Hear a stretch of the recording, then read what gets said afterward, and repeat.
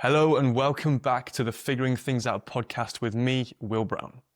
Today's episode will be slightly different and it's the first of a new project. So every month within the Mentorship project, we will release this kind of episode. It's an open Q&A with questions from the current Mentorship crew. What is the Mentorship? Well, it's essentially a community-based project aimed at helping coaches that feel overwhelmed and overworked in the movement and coaching sphere. Having a sense of clarity and support and connection with others that are in the same boat can be incredibly important. That's why we call this the mentorship. Everyone's in the same boat and the crew is setting sail to their own goals with the support of each other and of course me and Simeon. Every month we will open then this Q&A type process where they can throw any and all their questions they have and we'll do our very best to answer them and also bring you along with us. Without further ado, I'd like to therefore introduce my co-host, my co-collaborator, Simeon Hoiberg. So, Simeon, welcome back to the podcast, mate. Thanks for having me, buddy. Would you mind giving the listeners just a small pitch or a small understanding of who you are and what you've been doing?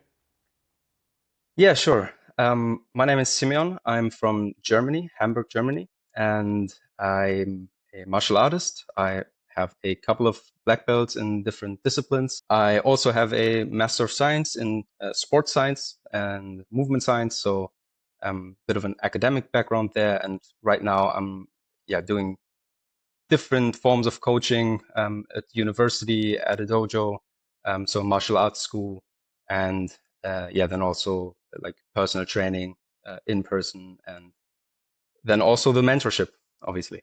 I lose track. How many black belts do you have now? It's 3 basically, but you could, I yeah, had to think. yeah. So yeah, one is in eskrima. So this is kind of the stick fighting, knife fighting. Then we have Panantukan, which is kind of related to that. That's like Filipino dirty boxing, and then there's also like a kind of a cross fight thing that is more MMA oriented. Yeah. So you've covered all the bases basically. On the street, in the gym, no matter where someone tries to Yeah. fight you, you're a black belt. Yeah. Exactly. Jack of all Amazing. trades, master of none. Yeah. Well, apparently That's a kind of master me. of three. Okay, I know you're super humble, so let's dive into the questions. So the basic premise for today is we're going to list off a series of questions from the current mentorship crew. We have a series of them, and I've tried my best to order them in a way that makes sense. There are some questions, of course, that overlap, so we'll do our best to kind of reiterate and answer certain questions, and we'll jam from there. So we'll begin with Julia, and she has a nice question, which is basically, I'd be very interested to hear more about each of your journeys in becoming a coach. I know Simeon personally, very good, but I don't have a clue who Will is. No, I'm making that bit up. She said she has some questions that she'd love to ask us. So maybe because she knows you already, you can start with a small intro about your journey becoming a coach, and then I'll take it from there. Yeah. Yeah. For me, it was really very organic because I became very invested in first and foremost into martial arts, and then later my practice broadened into other forms of movement and training. And all of that kind of led me to university to take up my like formal academic studies. And obviously that's already an environment where you're being put into the teacher role quite often, whether it be through, presenting content, some form of study or concept or whatever, or just straight up teaching a class. If you're studying sports science, movement science, that's a thing you do. So you're already getting into contact with that. And then just by being part of a community, I guess, you will always have like new people coming in and they naturally reach out and seek guidance. And that's really how I began coaching.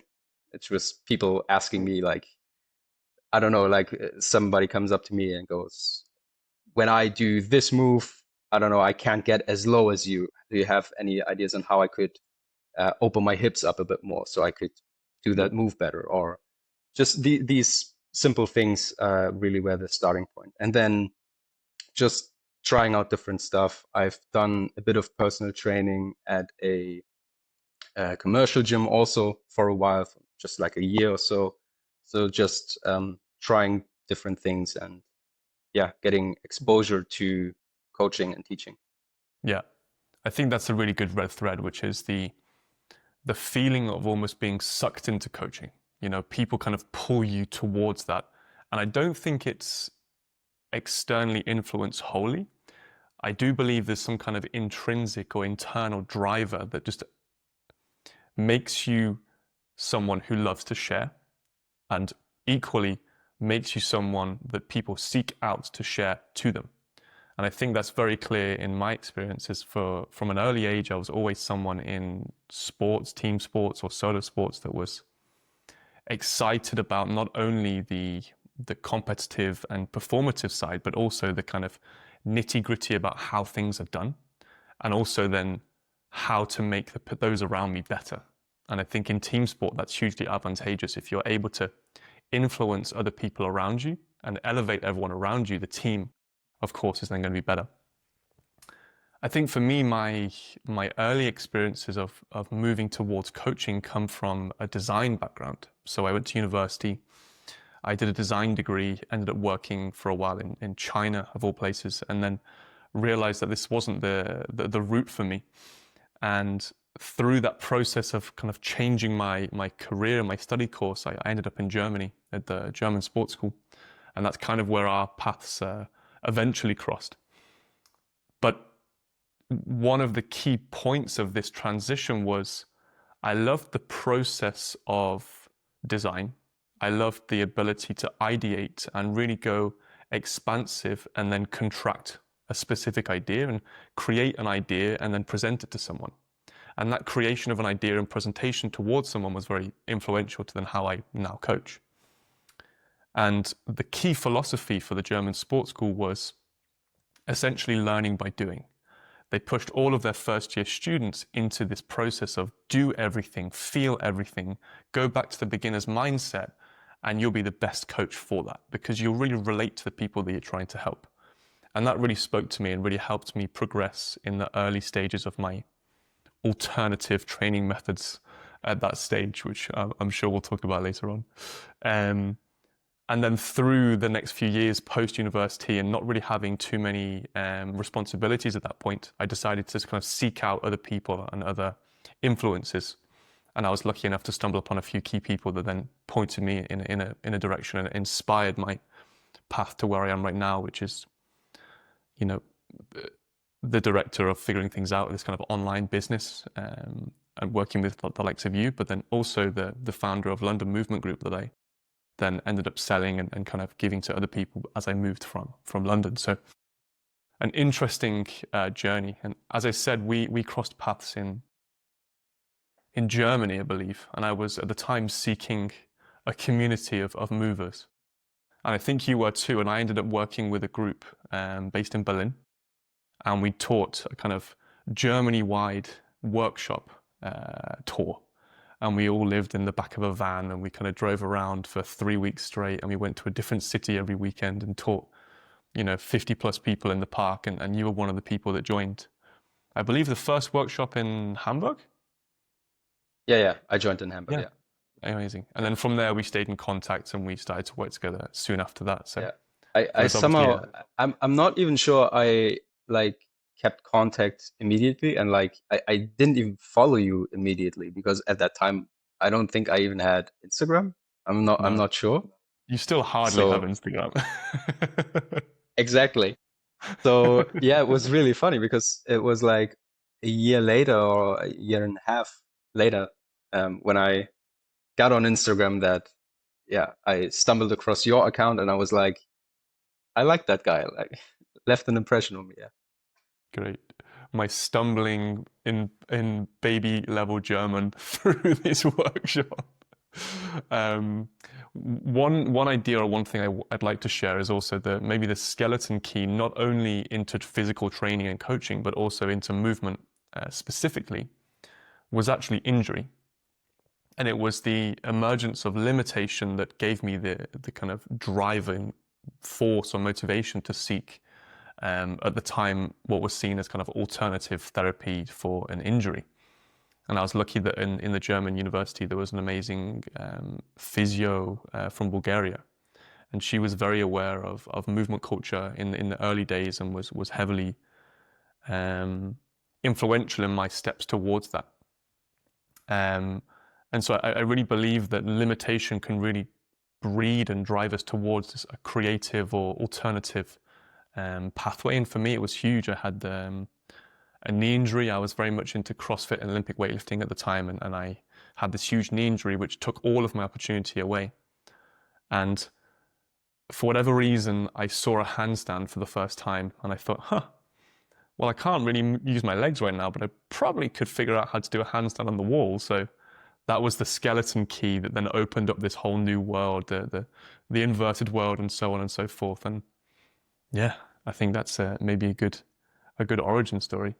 For you, I guess martial arts opened a different pathway for you. Yeah, definitely. I feel like obviously martial arts is such a broad field already in and of itself. There's so many outside influences and crossovers that, yeah, I don't know, it just happened really organically from there. Yeah, I think it's a great starting point for these kind of things. If I you're agree open, completely. open to different influences. Okay, let's move on to Nick's question. So Nick's question was, what decisions and ways of being do you attribute to your current level of success as a coach? He then goes on to say, what advice do you have on ways to go about starting a community? I want to make a local community to help continue to grow and not just practice alone, which I'm sure resonates with a lot of people. Maybe let's split this up into two questions. I believe they're a bit different. So first of all, let's talk about the key successes or the key attributes and decisions as to what made each successful. I think one thing that comes to mind there, if I can jump in directly, is working with others. There's a famous quote, kind of standing on the shoulders of giants. And I'm sure we're both fond of this idea because it allows us to kind of soak up like a sponge the prior successes and then elevate our own game and eventually move forward and add our own quality to the mix. And I think that's been hugely influential for my journey, I know for sure. And I think influences can be incredibly valuable in a journey, just seeking advice, being open to actually gain advice. One of the issues with the modern world, I think, is information overload and having influences that kind of condense information or filter information and offer it in a certain way. It might not be wholly correct or wholly the perfect answer for you, but it's something closer to a filtered process of information that you can then utilize and take forward. So I think for me, that's definitely something I can attribute to my success is choosing the right people that influence me in the nicest ways. And one of the ways I chose to work with people wasn't necessarily accolade or qualification level, but rather how that person's work resonated with me, how their message resonated with me, how they showed up. And it's something we speak a lot about in the mentorship. It's how people turn up.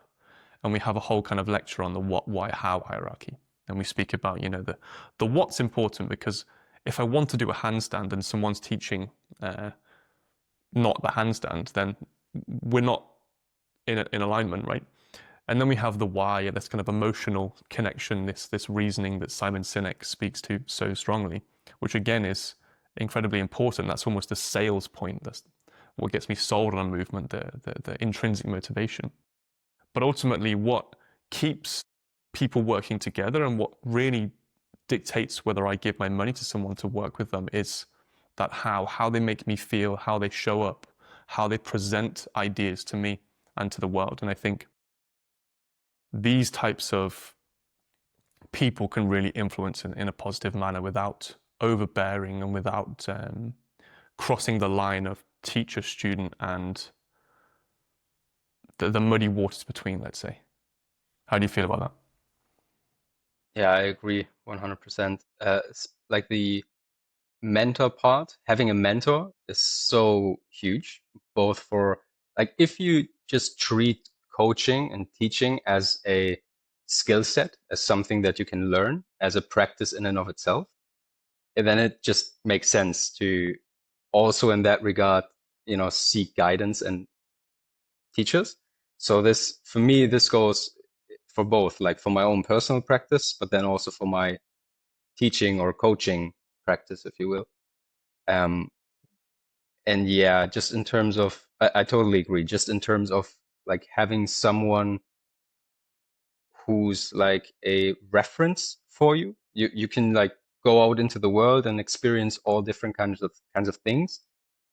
And then when you're trying to like organize all that and make sense of it in your own mind, having someone to go to help you with that is super, super important. Um, yeah, I'd say that was also for me, or is for me still, like I still have that person to go to. Like Mm. it's super important for me. I'd say Yeah. another thing would be just showing up in a way, like especially in the early stages of, and Mm. not even like early stages of your like coaching journey overall, but even new projects and stuff, like just showing up and doing the work and reflecting and next time showing up again. And yeah, that's huge. I think even if we bring it to the mentorship, for example, that's been a process that we've had to take a step back on and rework. And, it's been an iterative process. It's not been like, here it is and perfect success, but we stuck with it and we keep showing up and we're making this work, you know? Mm. And so it's been this way for this project, for the mentorship project. And it's the same thing for, yeah, if you're starting a movement community, if you're starting any other form of coaching practice, you're transitioning into online coaching or whatever. Whatever it is, you just have to, yeah. Yeah, it's beautiful. I think that the word consistency is very imperative there. It's this the time scale in which you judge consistency is huge. A lot of people in the modern world think consistency is 8, 12 hours every single day, 7 days a week, crush, crush, crush, crush, crush. And actually, that's a surefire way towards burnout. And actually, consistency should be judged on a longer time scale, where you've thought about an idea and you've worked on an idea maybe throughout 6 months or a year, not 8 to 12 hours a day, maybe that many hours in a week, just enough to keep it there soaking in so that the yin yang kind of process of creativity can actually take form. We need the pressure, but we also need the release. And I think that's really important in creating ideas. I'd like to make one further suggestion or final suggestion for attributions towards success, and that's trying to have leverage through the operations. It's a very boring answer, but I think it's very important. And what I mean is creating systems that take stress away from you in the operations side of a business. So we're here to earn money as a business first and foremost. In order to be successful and pay the bills and live a life that you want, it's sticky, but you have to make money. In order to make money, you need to be able to leverage your time to do the things that you're good at. So coaching, hopefully, if you're a coach. That means you don't want to be spending loads of time doing accountancy and menial tasks and things that take you away from the time you can earn your money. And so for me, what I've been very big on over the years is trying to find systems and processes that leverage my time and take me away from the stuff that I don't want to do. So that might be through outsourcing or through sequences of events that are automatically triggered in order to then allow me to focus on what I need to focus on to earn the money and be successful. And I think that's, it's not the most dreamy answer, but I think it's incredibly important because if you don't have leverage over your own time, you're just going to be spinning your wheels and you're going to always feel overwhelmed in this world. And one of the primary questions I get, and I'm sure you're the same, is I feel overwhelmed in my training, in my coaching. How do I find clarity? How do I find my groundedness, my foundations in order to grow? And I'm sure we've both been there ourselves as well. I know I certainly have. And for me, what I've really learned is leverage over my time, leverage over my resources and my IP is hugely important. And if I have that, the business can grow and I don't feel more and more overwhelmed or more and more overworked. It's tough, but you have to build from the ground up and you have to build foundations that are big enough to allow you to grow. And sometimes, as you said, that means taking a step back and not just pushing forward and hoping for the best, but really seeing, well, if my goal is this in a year's time, what does my business have the structure right now to actually achieve that? Maybe not. And they're things that in university, when we're doing a sports science degree, we don't learn. We don't learn about business structure and marketing. And that's where one of the key modules in the mentorship is trying to underpin and underpin the process with the clarity of what actually works from our experience. And I think that's hugely advantageous for the mentorship process, is to give advice early about these types of things. Let's forge on. The second part of Nick's question was all about starting a community. So how did we go about starting a community? And so I'll forge on because I'm on a bit of a roll. When I began London Movement Group back in 2017 or 18, one of the things that I was very big on was just making my idea known. Like, I wasn't afraid to tell people about it. I wasn't afraid to get it out there by putting flyers in local climbing gyms, by, putting it all over different social medias. I created the London Movement Group social media account so I could put more people towards the idea. I tried to make it as obvious as possible, and I wasn't afraid to share that, because the most important thing to understand in this world is that we can't help everyone, and we shouldn't be trying to help everyone. We should be trying to just seek a message that resonates with the people that it resonates with, in a very simple way. If you're trying to appeal to people that don't resonate with your message, there's going to be a lack of congruency, a lack of synergy, and ultimately it won't be a successful business. If you have a group of people that are stoked on the message, in turn, each of those people will turn and tell their friends, their family, their neighbors, who knows what. And over time, that message then builds. And one of the beautiful things about LMG was that I didn't have to rely so much on advertising over the years. It was always word of mouth, and this person bought a friend, that person bought a friend. And in a localized community, the internet isn't always your friend. It's rarely your friend, in fact. What's really important is to try and get people and friends and family and connections and bring them all together and allow the word of mouth and the quality of the message and the inspiration and I think wholeheartedness of the community to speak further afield. It's not to say that you shouldn't do any advertising or marketing or offers, but it should be done in a way that speaks to the right people. Don't try to go famous on TikTok and then have a localized community. First of all, seek local, speaks to people that are as local as possible. Put flyers through doors, think about the people that you want to attract and think about what they're doing with their days. What cafes are they going to? What climbing gyms are they going to? Where are they spending their time? And put flyers and adverts there. That's the best way to get those types of people coming to your group and community. And of course, then just do a great job. Be passionate about what you do, because that's ultimately what's going to resonate the most. That's probably everything. Anything you'd like to add, Nate? Yeah, no, that's also the one thing. It's like the visibility, basically. Visibility to the right crowd. Yeah. That's what's important. Yeah. As module 1 and mentorship says, like, we need to understand the right crowd. We need to understand what underpins your business. Who are the people you are most wanting to help? Who are the people that are going to most resonate with your message? If you can figure that out, you can figure out the next steps. Let's move on.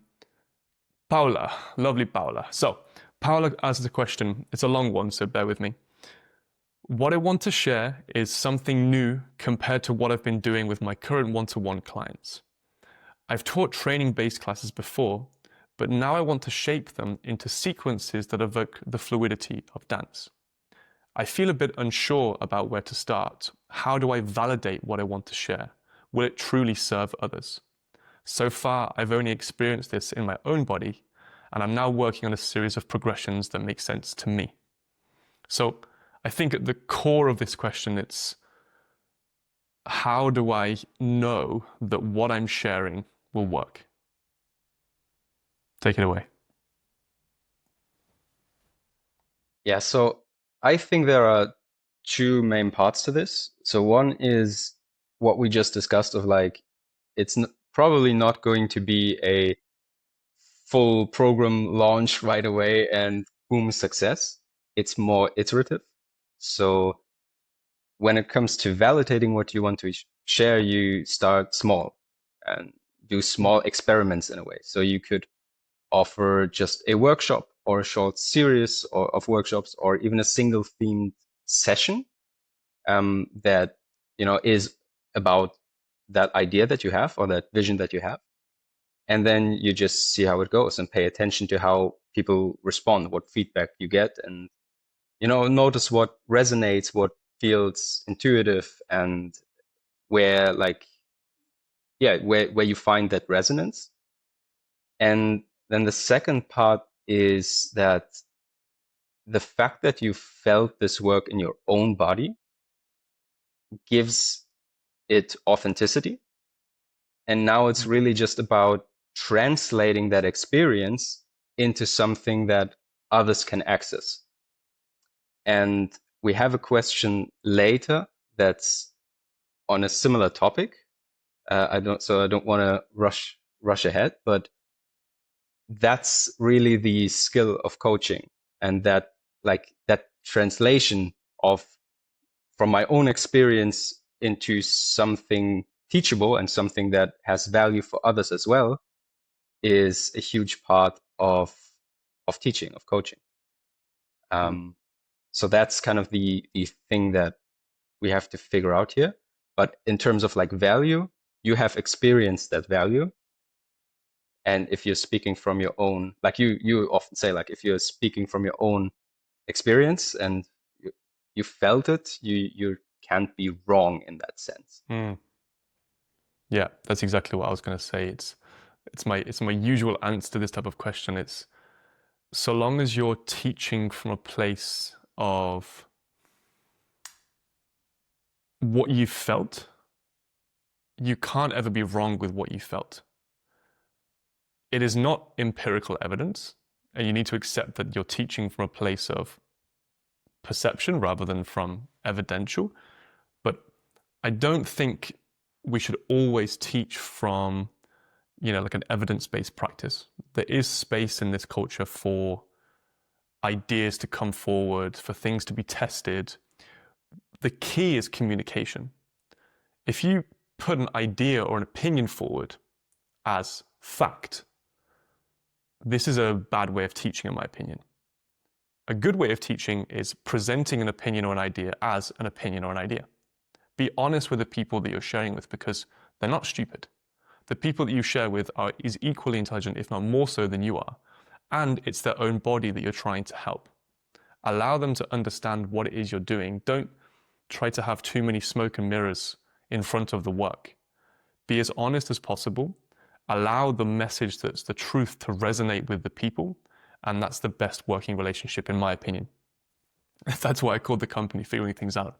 The basic idea is we work together to iterate moving forward. I'm not presenting facts here. We're presenting ideas, and we're trying our best to help the given situation. And I think the more coaches, in the social media field, in the private field, the more they can communicate this honestly and openly and be okay with not knowing everything, because TDLR, we don't know everything. Nobody does.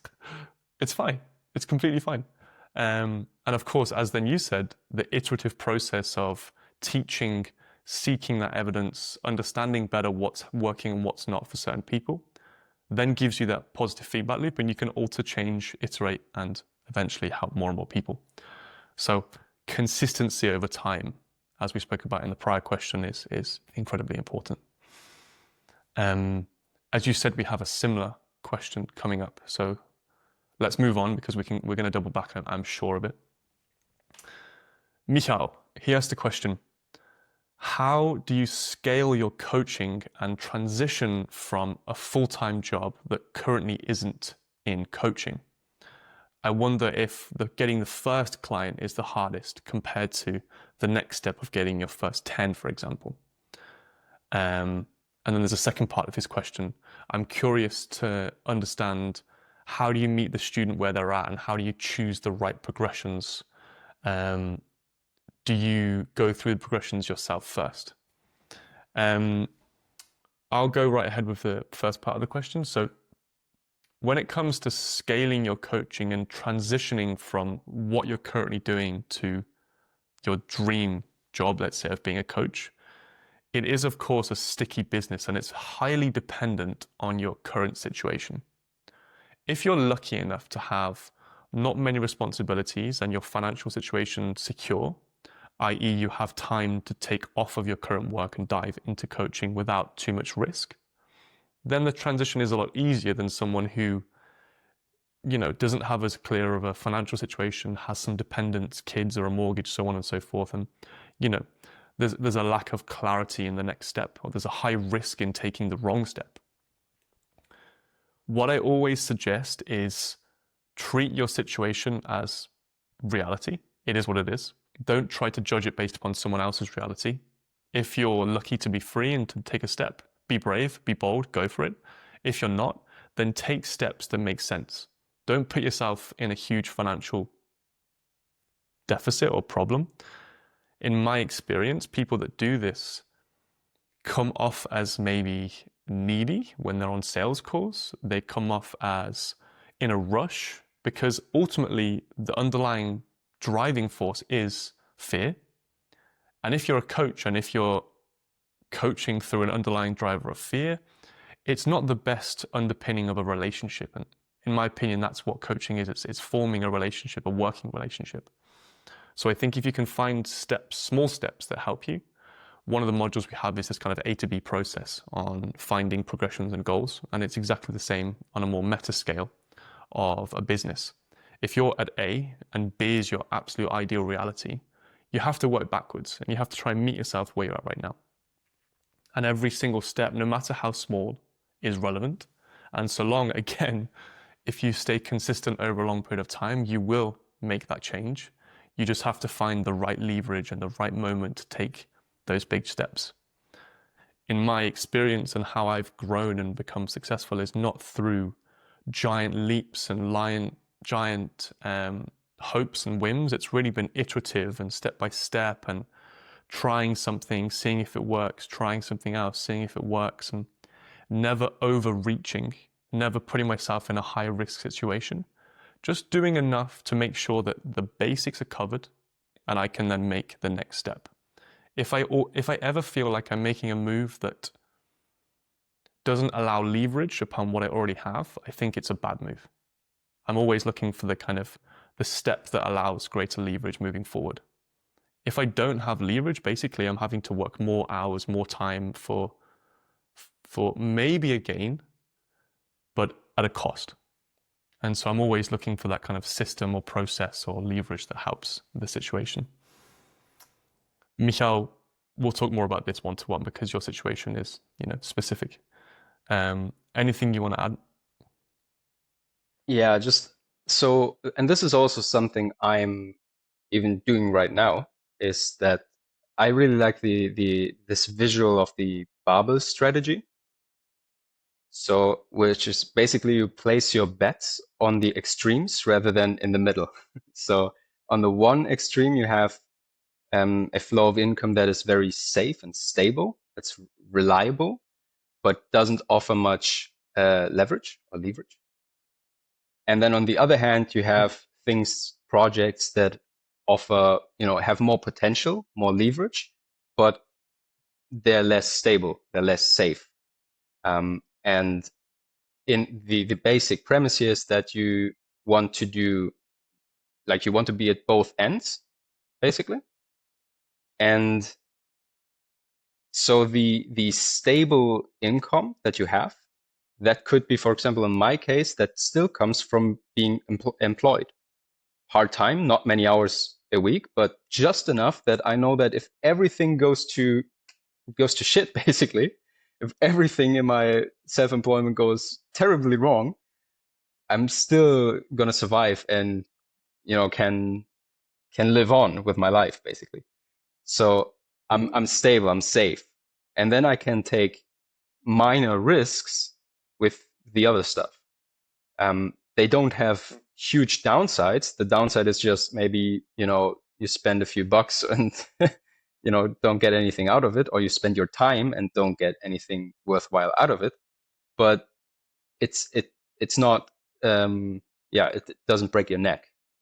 Yeah. And I think the beauty in today's world is really that you can do that. That it's becoming more and more common for people to work part time, and um, that's a huge opportunity because you now don't have to take that leap, as you said. Well, you can take smaller steps, and that obviously it depends on your situation, and it's an individual thing. But still, broadly speaking, I think this is a nice metaphor, or to use metaphor or analogy. Would it be an analogy or a metaphor? Yeah. Which of the two? Both. None. Both. Either.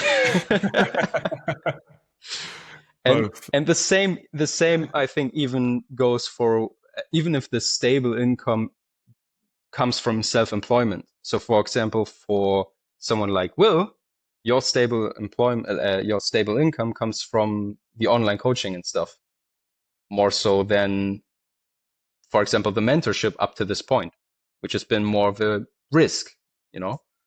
Um, so you don't have to have this setup of part-time employment and part-time self-employed, but just in general, you have projects that are more safe and some that are have more leverage, but maybe come at a higher risk.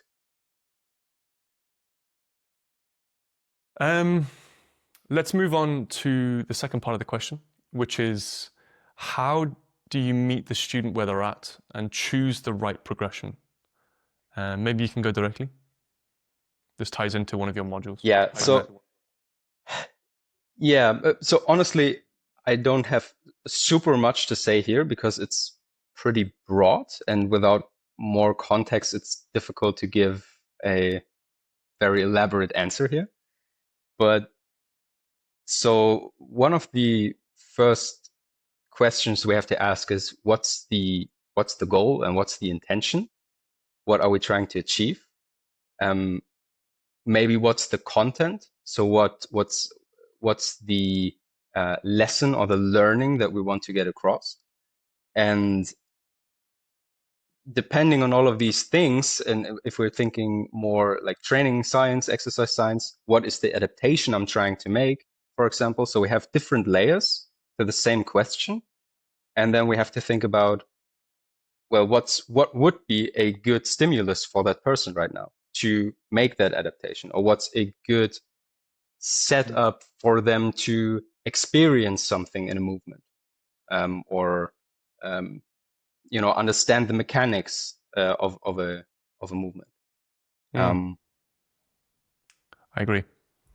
I think that the last part of the question is also indicative of this answer, which is, do you need to go through the progressions yourself first?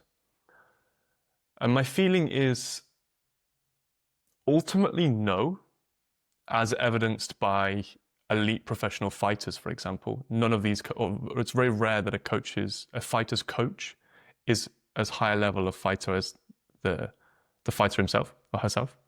But I do believe there's huge value going as far and as deep as possible. So you can teach, as I said before, from a sense of a felt sense. You are not trying to explain on a theoretical level. you're also able to explain from a level that resonates, which is a felt sense of, yeah, I know what you're going through. I felt that. What helped me was X. When I was struggling with this movement, I tried Y. And having these kind of communication avenues that allow a bit more resonance, I think is huge. Yes, we can use evidence. Yes, we can use data. Yes, we can use theory. But having a felt sense and a personal history in a given movement or skill is I think, huge.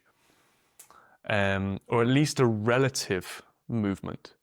And again, my style is always then to communicate my level of experience or lack of experience, and then allow that person to trust me or not. Because the more I try to make them believe I know something that I don't, the more into the web of lies and the more the more we move away from resonance. And I think that, again, I'm going to say it for a millionth time, resonance is hugely important in the working relationship.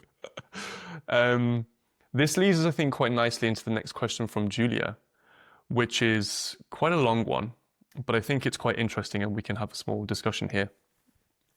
Hi guys, I have a question about choosing the right variation for a specific movement. I was taught that if I can't perform a variation for around 5 sets of several reps, it means I haven't mastered it yet.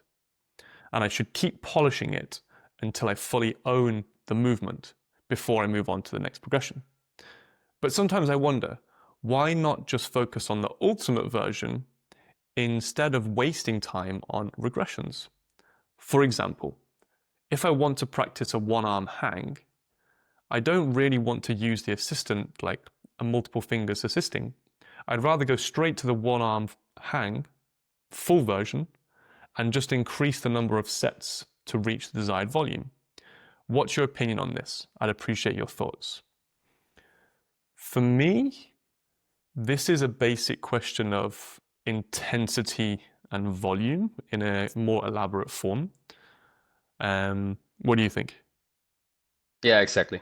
A trade-off between volume or work capacity, basically building work capacity at a set difficulty or intensity, and then increasing intensity at some point. That's basically because that was right. That was the basically what was described in the first half of the question of the the person was taught that being able to perform multiple sets of multiple reps is a sign of mastery, and then we can continue with a different progression or at a different intensity. That's essentially a form of double progression, where we first build the work capacity, we build up the volume, our tolerance to that load or skill, maybe even at that progression, before moving on to a more difficult variation. Now, so this one question there was, why not just focus on the final version? Easy answer. So one easy answer would be you can't do it, or you can't do enough of it.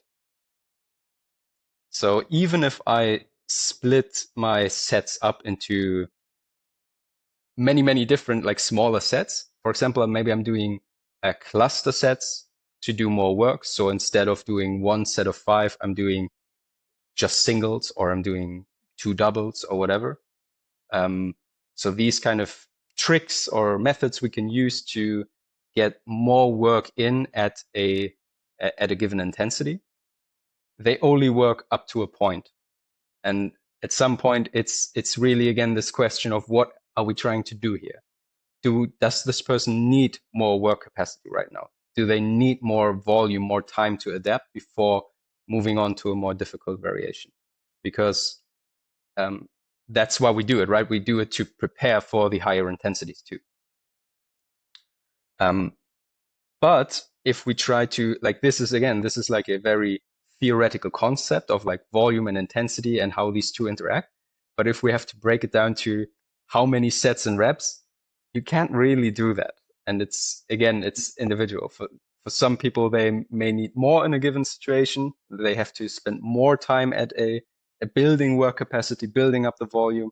Some people can get away with doing more intensity, and we should really think of these two in more in a broader sense and not precise how many sets and reps That was we're going doing. to be part of my answer was, this prior coach has said, my best guess, my standard for the average student I work with is if they have 5 sets of multiple reps of X, they're probably developed enough to then move to the next progression.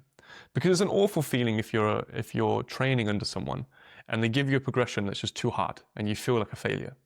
So you want to, as a coach, bolster the progression with a sense of confidence that this person will be able to attack it in a way that feels positive.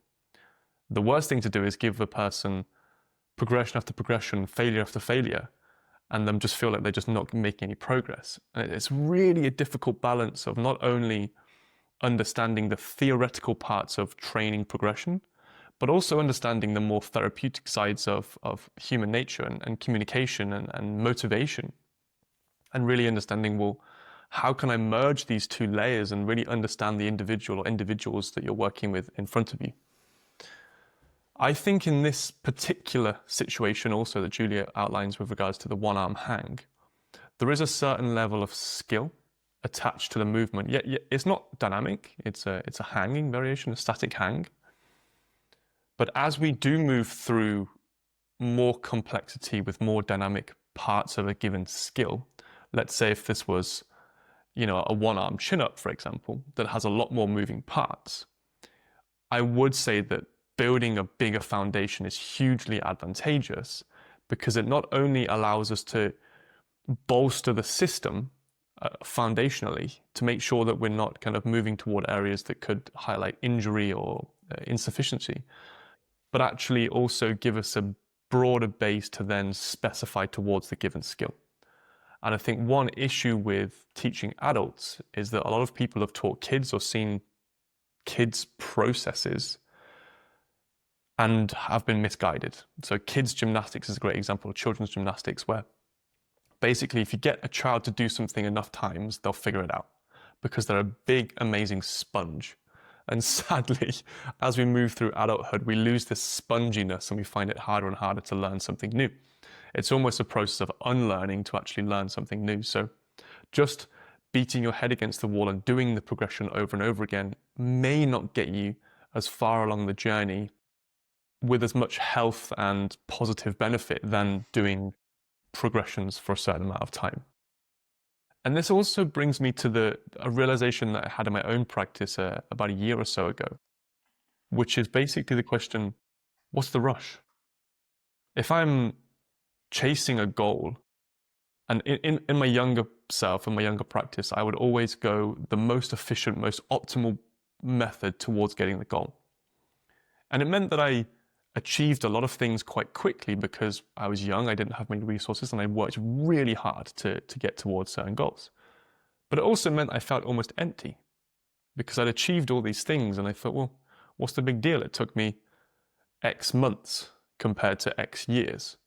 And so I cut my potential enjoyment of chasing the shoulder press, for example, from a 5-year project to a years long project.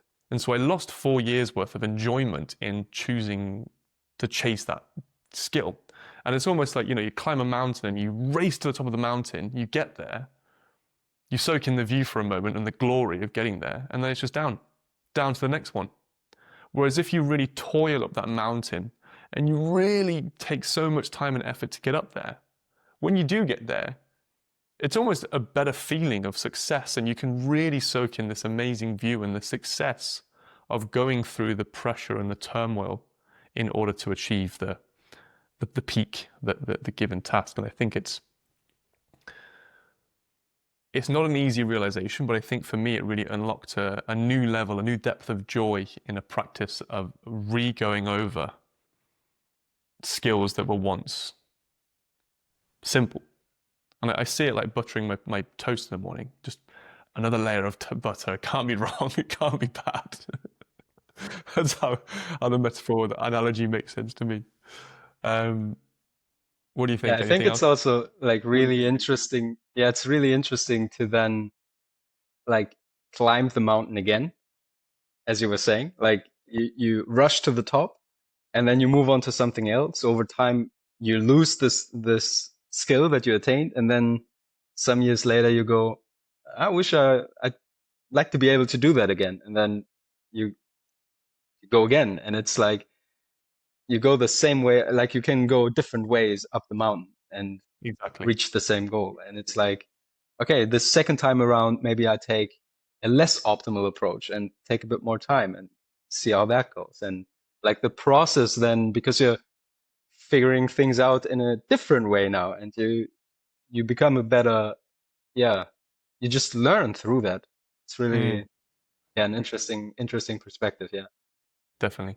Yeah, I put a video out a few years ago that was called "The Thing is Bigger Than the Thing," and it's basically like just nodding to the layers beneath the things that we do, and the depth that we can seek and gain from any given pursuit.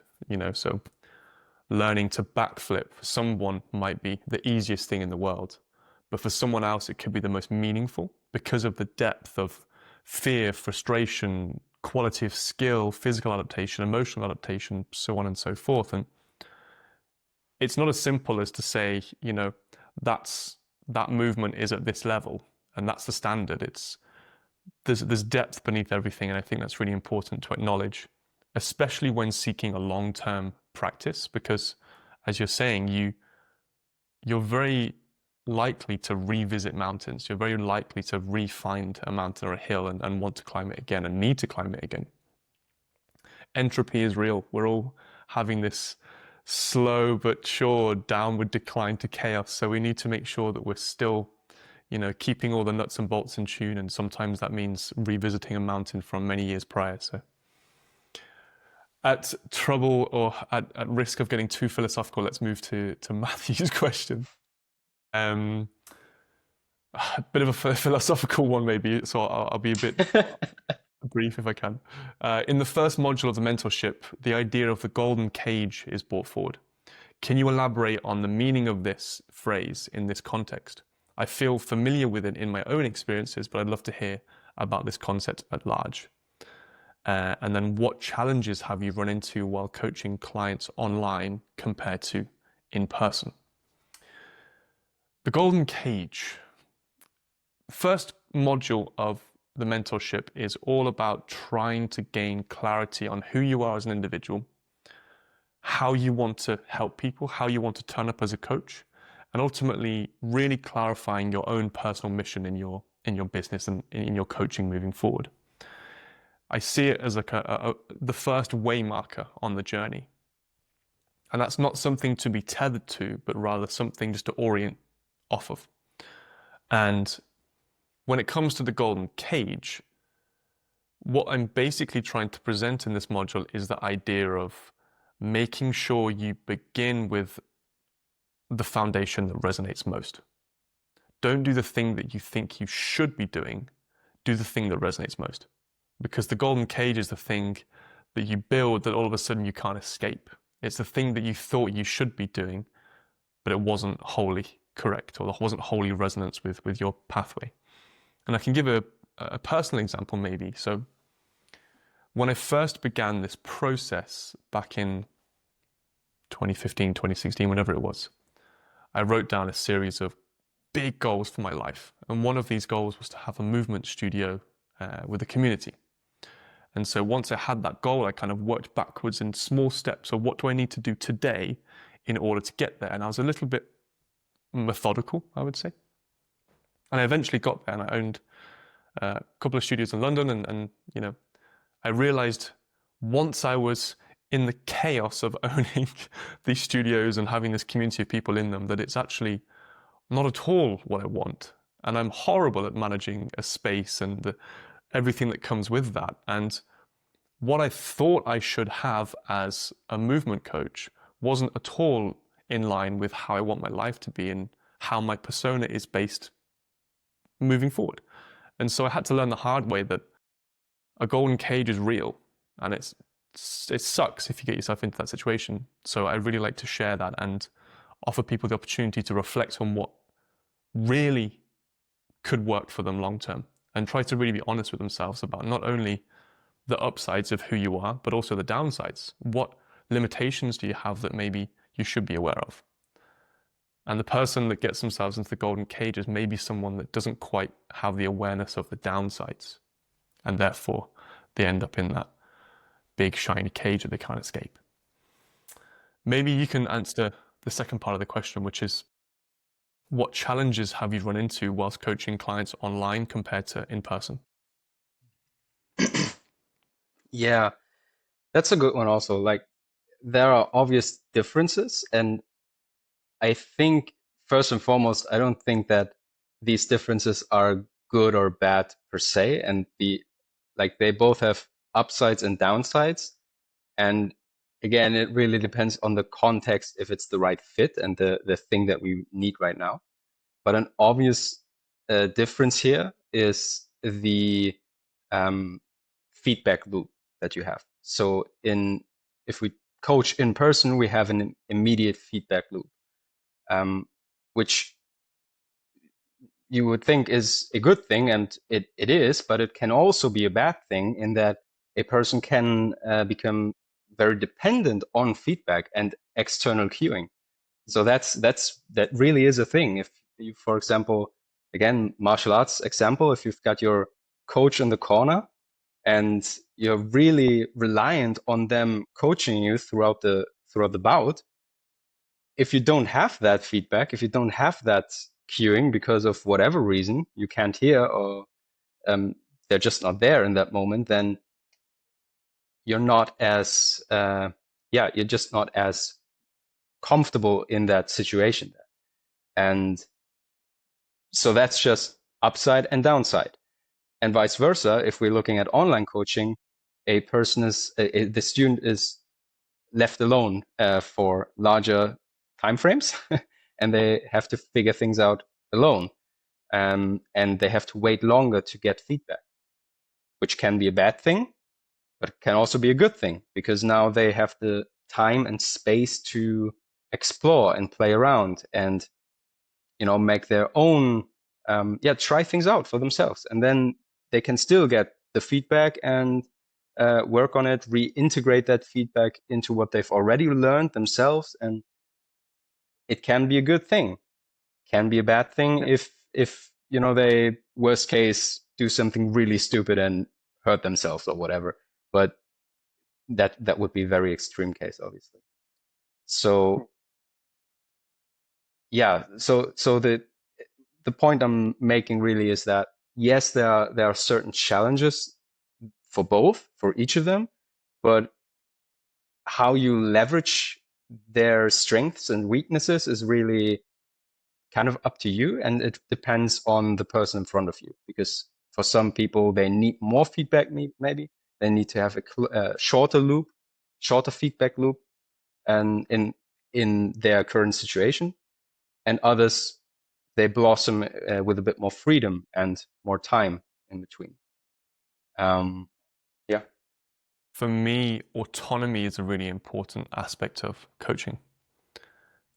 Essentially, you want to move someone towards a place where they don't need you, which is not the best business or financial advice, but it is the best, I think, coaching advice. You want to make someone able to move forward and move through not only being the kind of client or student, but actually being able to host and endure a practice long term.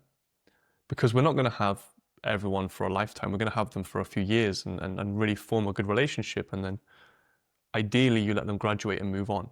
And that's kind of one of the seeds of the mentorship, was the initial idea of, okay, I've been working for these few people, yourself included, for a number of years now.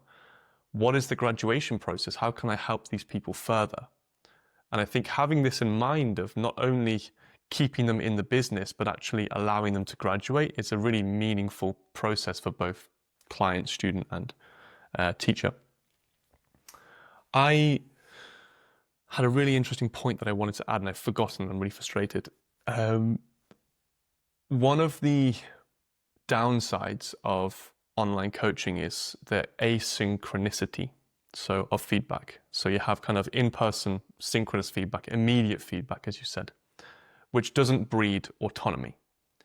The downside is that some a lot of people that come to us initially probably don't have a curated sense of autonomy.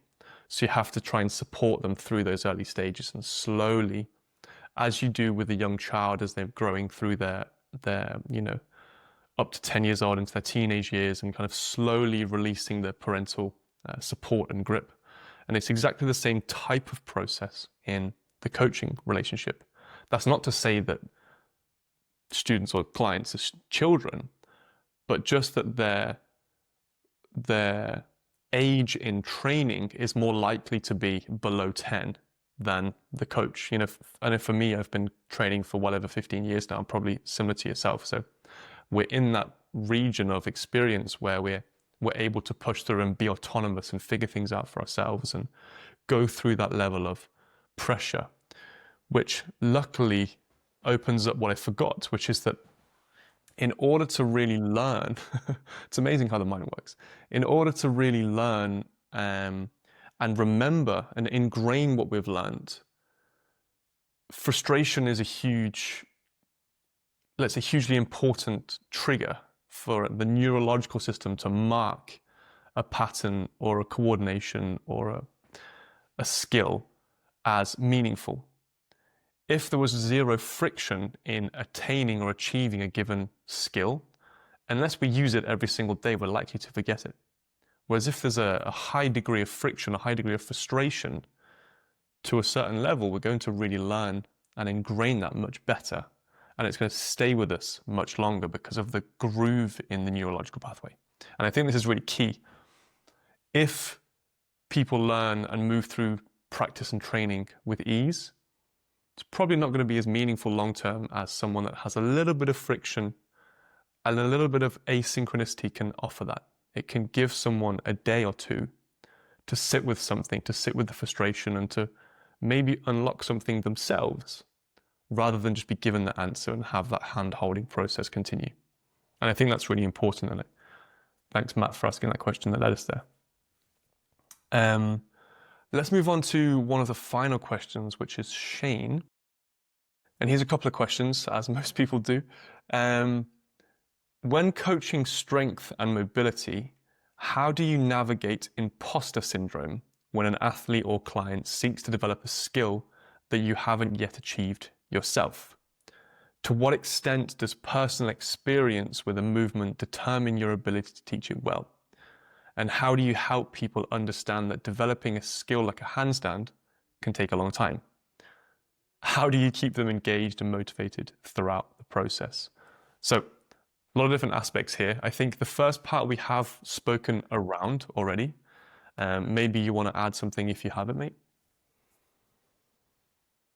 I don't think there's much more to say here, but again, just to reiterate this, like having skin in the game is super valuable, and personal experience provides obviously credibility, but also empathy. And this goes both ways, like you said, being able to emphasize with a person who's doing something for the first time is very, very important. But then, as you also mentioned, many coaches, even very good, extraordinary coaches, haven't achieved the same level of success as their students have. So, and conversely, even like highly successful practitioners often lack the ability to teach effectively. So, prime example that always comes to my mind is the mega mind mathematician that doesn't know how to explain anything to anyone who's not on like the same exact same wavelength. And this just shows that teaching is a very distinct set of skills. It's different from being able to do the thing. So it's not only personal experience and the ability to do stuff, it's the ability to distill these complex experiences into something that's transferable, some principles that we can communicate effectively, and then also our ability to adapt these things to a different context. And what I mean by that is imagine I was a tall and lanky boxer, and I was going to coach someone who's much smaller and stockier, and I would just teach them how I fight. That's doesn't work because that person has a different reality. They have a different context, different challenges to face. So my experience is like coming from from a very different angle, and my ability as a coach and as a teacher to be able to see that difference and make these adjustments in coaching and emphasize with the person I'm teaching is super, super important. Um, yeah. Add to that, I think the something we're yet to talk about is imposter syndrome, and I think it's really valuable here. We've all felt it, and I used to hate it. I used to think, oh man, why can't I just have the self belief to move forward and just do what I want to do? I see other people around me and they're so headstrong. They don't have any worries. But then when I speak to these people that I think don't have any worries, I realize that they're just very good at masking the worries and the doubts and still moving forward. And so something I love to talk about, you've heard me say this so many times, is the kind of the root of the word courageous, courage. And it comes from either Latin or Spanish or corazón, basically meaning heart. And the the root of courage is therefore taking a step forward, even though you feel your heart beating. So even though you're afraid, you still take the step forward. It's not the absence of fear that is courageous, it's actually the presence of fear and anxiety or imposter syndrome and still taking a step forward. So I think we all have imposter syndrome, no matter the level. It's about being honest with what it is. And so this kind of goes back to a previous answer I gave, which was making sure you're speaking and teaching from a place of resonance that you've felt yourself. Yes, using data, yes, using theory, yes, using evidence, whatever. But communicating to the people that you're teaching where this information is coming from, honestly. Because you can never be an imposter if you're honest and if you're truthful. If you state what I'm sharing right now is my own idea, let's explore it. Amazing. Where's the imposter? If you're stating that you got it from this journal, this book, this person, this inspiration, amazing. Where's the imposter? There's never a fear if you're speaking from a place of honesty, truth, and ultimately seeking resonance with the people you're sharing towards. And that's really helped me in my steps into more public speaking and speaking in kind of public domains. Is I'm not trying to be perceived as someone that has all the answers and that's an omnipotent, omniscient being. I'm simply someone who's on the journey to figuring things out. And if we can embrace that type of journey, imposter syndrome is simply a thing that is there that doesn't mean that much, and it's okay. And it's almost like a reminder to be honest. Is how I feel about it right now. It's simply a reminder to be honest. And humans on the whole resonate very much with people being honest. And that's that, I think. The second half of the question, however, how do you help people understand that developing a skill like a handstand can take a long time? And how do you keep them engaged and motivated? That's a key part, I think. The nature of movement and its various modalities is usually skill-based, which means people have to undertake a long-term process, something that takes time and forces them to have this frustrating process of slowly figuring things out. From your experience, what do you think? How have you helped people understand and communicated this kind of longer term process to people? Yeah, I guess like some some of the stuff that's like a bit cliche, but like having a clear understanding of why we're doing this and also reflecting on our motivation. And this is also, this relates to something you said earlier about the golden cage idea of like reflecting on why we want certain things. And just being very clear here is super important, I think. And then there's just, so for me personally, one of the biggest shifts was to focus on what I learned from an attempt, a session or whatever. So focusing on what I learn rather than how I perform. And this just keeps me very engaged and just focused on the process and reflecting and thinking about the process instead of always going like, I'm not there yet. It's still like, I'm still only holding like 8 seconds on average and I need 10 on my handstand or whatever. Yeah. And because that's really like, then you make the goal, and then it's like very delayed gratification up until the point where you reach it. And then afterwards, there's this emptiness of like, now what? And if I'm focusing on what I'm learning and the experience of it all, then I'm just, the goal isn't the goal. The goal is the process. And again, it's a bit cliche, but I think this Completely. is it really. Yeah, I Because completely all agree. the other stuff like set clear expectations and like communicating that, and yes, that's all important, but it's like a mindset and how we practice. That's most Mm, important, I think. And completely also agree. just especially with skills, it's like understanding that these small wins and small progress isn't visible until you look back. So like if I'm comparing my handstand right now compared to like a month or two ago, I'd be like, dang, I didn't make any progress. But if I'm looking at full year, I'm going like, yeah, that I can see that. That's different. And if I'm looking a year from now, it's the same thing again. Yeah, compared to now, there's a difference. But I think it's it's not immediately visible because the time frame is just so long. yeah.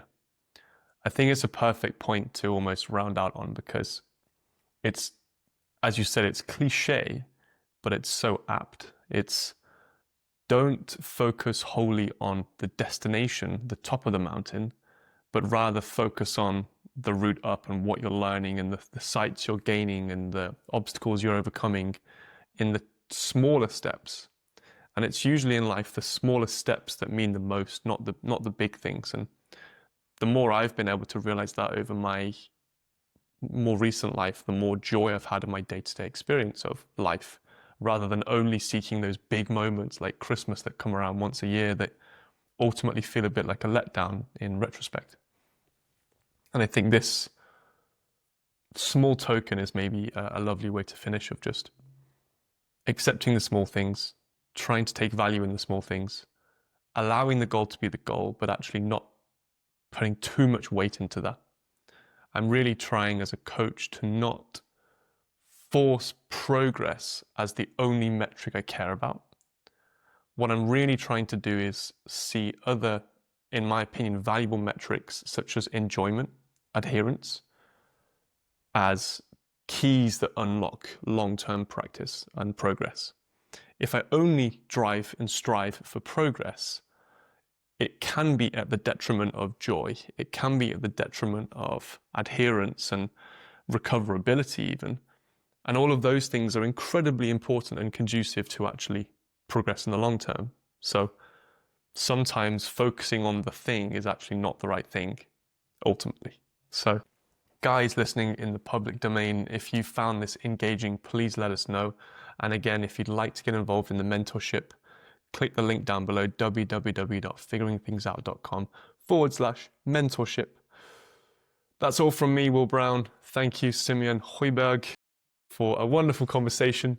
And I look forward to seeing you in the next one, mate.